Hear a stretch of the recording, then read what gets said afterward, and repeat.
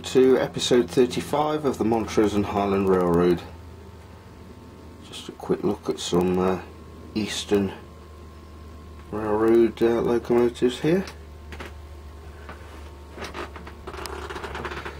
As you can see, it's been snowing in Ohio around Cherry Valley.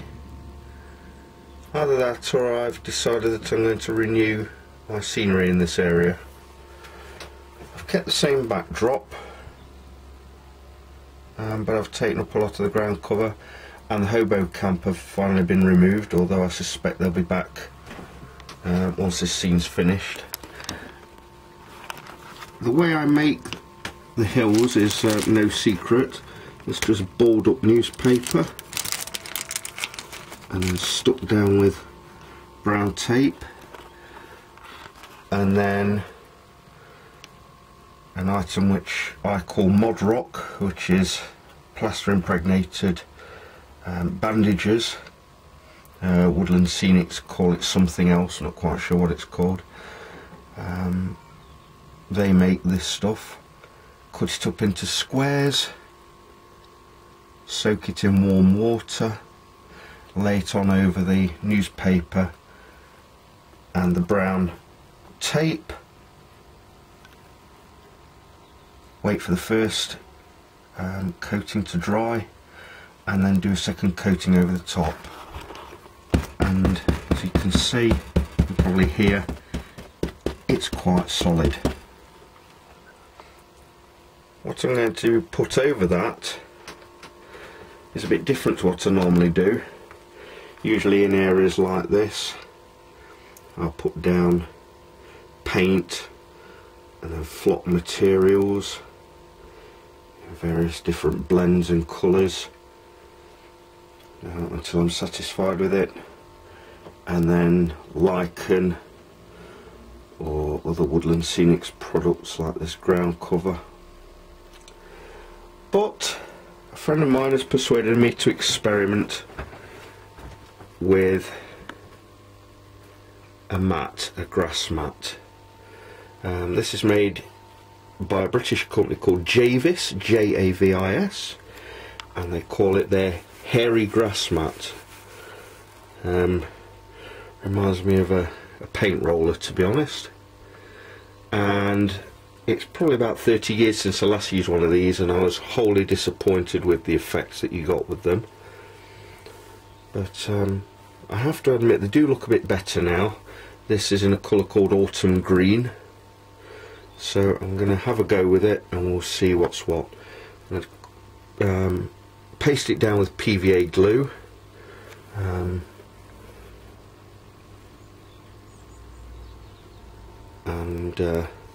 we'll see how it goes. So you can see I've cut a strip of this stuff off.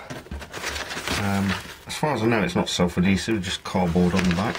And what I'll do is I'll cover this area with PVA glue, and then I'll put the strip over the top of the mod rock and the PVA glue mixture, prod it down with my fingers, and then I will temporarily tack it down with track spikes, track pins, and let the glue dry.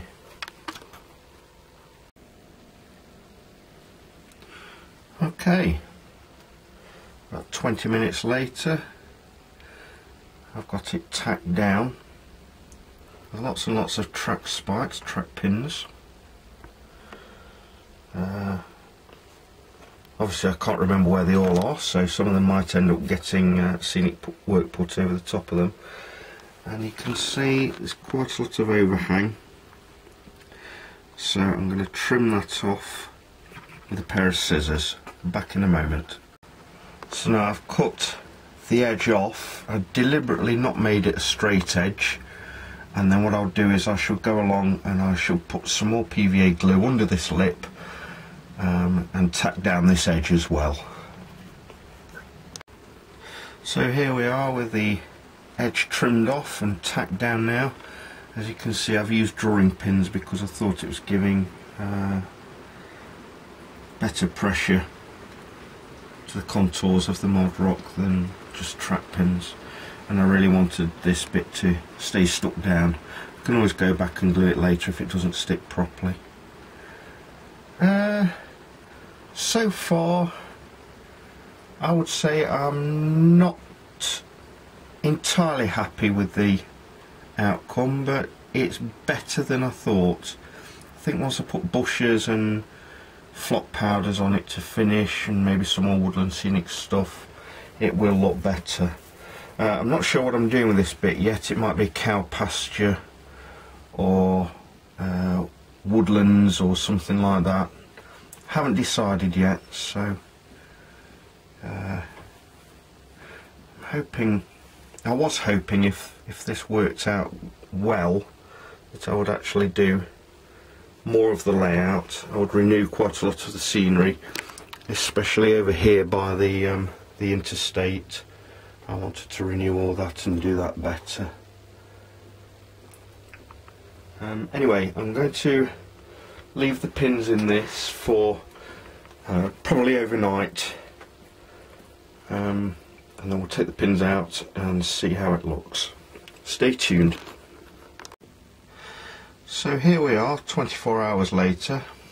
Alright then, 2 hours later. I couldn't wait to take the pins out and see what had happened, and to be fair, the grass mat has kept the contours. Actually, it looks better than just painting and putting scatter material down, because it seems to smooth out a lot of the really rough areas of the mod rock.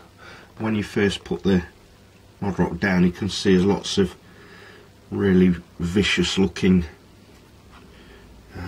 slopes and bulges and goodness knows what else, and when you put this stuff over the top, it smooths it out. Hopefully it should look good once I've finished putting scatter material and such like on.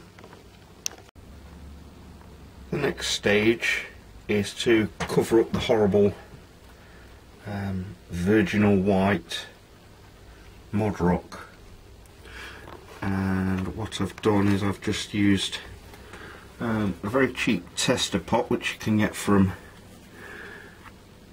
B&Q or Home Depot in America. Very cheap, very easy to use. They even come complete with a brush inside now. I use a lot of these for ground cover and stuff, and basically this is just a base coat for me to add scenic materials to later on. Also, it's to try and blend in the edge of the grass work to the rest of the rock face. Quite a big gap there. I should probably put some bushes or something on that edge to try and disguise that, but I think I've got all the white, and I'll just wait for that to dry now before I move on to the next stage. Okay, so the background paint for the rock face is now dried, and now we move on to the messy bit. I take a piece of scrap wood like this for scraper, and then we'll take some ordinary filler, household filler, and I'm going to make a rock face with that. This is all experimental. I've got no idea how it will come out. Hopefully it will look similar to this rock face when it's done, but that's been painted with acrylics and watercolours as well, so we'll see. Stay tuned and I'll be right back. So here's how it looks after I've put the plaster on. It was just like icing a cake really, not that I do a lot of that, it's mainly the wife's job, but quite pleased with that. Just need to wait for it to dry now. One thing I would say is I did manage to get some plaster on the track here, so you need to get that off the track as soon as you can. I assume you can scrape it off afterwards, but it's probably better to remove it while the plaster's still wet. And now I've given the plaster its first coat, this dull brown which I use for the undercoat. That's just the first stage though. The next stage is to put black wash over this so that it looks like there are shadows in all the cracks in the rocks, and I'll show you what that looks like in a moment. Black acrylic paint, a little bit goes a long way, plenty of water in there. Here's the cliff face with shadows added. At first I put far too much paint on this, I even underestimated it myself, and I've added lots and lots and lots of water to this. If you get any paint on the track, make sure it's not on the rails itself. It can go on the sleepers if you want, it'll help it to look weathered. But we'll now wait for this to dry fully. The next stage is dry brushing. I've got various colours here, yellow ochre and raw sienna and burnt umber, and what we do is we dip the brush into those, wipe most of it off on the cloth, and then drag the brush along the rock face. I'll show you the outcome in a moment. Et voila! The rock face has taken on a more three-dimensional contour.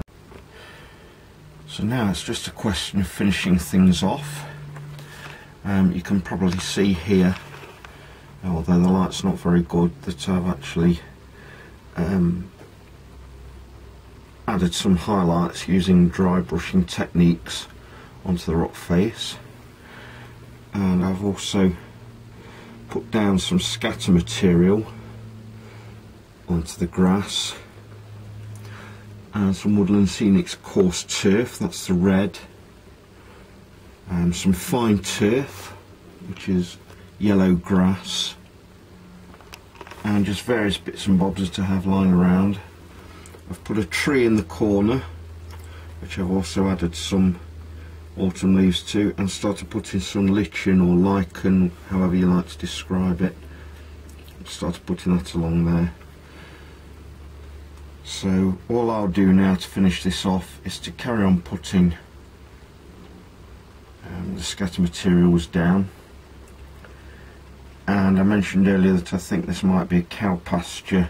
If I decide that it will be a cow pasture, I'll put some fencing along the front here to stop the cows falling down the cliffs onto the line. And then to finish off the rock face, I've put these tufts here, which is something else which I don't usually use, but I'll probably glue lichen onto the front here and put grass powder, flock powder on here as well.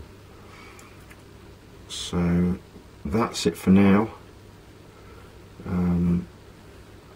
No doubt once this area is finished you'll see it in future videos in the background. Regular viewers will notice that the Independence Hill cement works has been altered. I always found it ponderous to switch this area, so I've simplified the track layout. I'm not sure whether this building's staying here permanently. It's only here because I've got a functioning LED in there at the moment.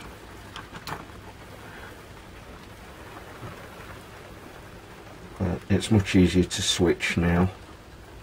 Cement cars will go in this line here, and then I've got box cars here as well for finished concrete products at the plant.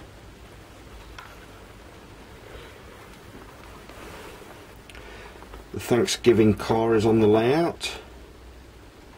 It's arrived here in a train, and I'll show you that properly in a moment. So this is a Thanksgiving car. It only comes out onto the layout in November and December, and hopefully I'll be producing another video before Christmas so that you'll be able to see the Christmas cars in action, and also the Montrose and Highland Railroad in connection with Norfolk Southern Christmas train. That's all for now. I hope you've enjoyed watching me refurbish this area of scenery. I hope for those of you who perhaps aren't very keen on doing scenery, you've learned a few things from me, although I don't claim to be any sort of expert on scenery. But I hope it will encourage you to have a go yourselves. I always think model railways look much better if you do have completed scenery for the trains to run through. I've deliberately left these areas incomplete so that you can see how things have moved on from the start of the video when you saw the virgin snowy white backgrounds. So that's it for number 35. Please subscribe, comment, likes, dislikes, tell your friends, and I'll hopefully catch you before Christmas. Bye for now.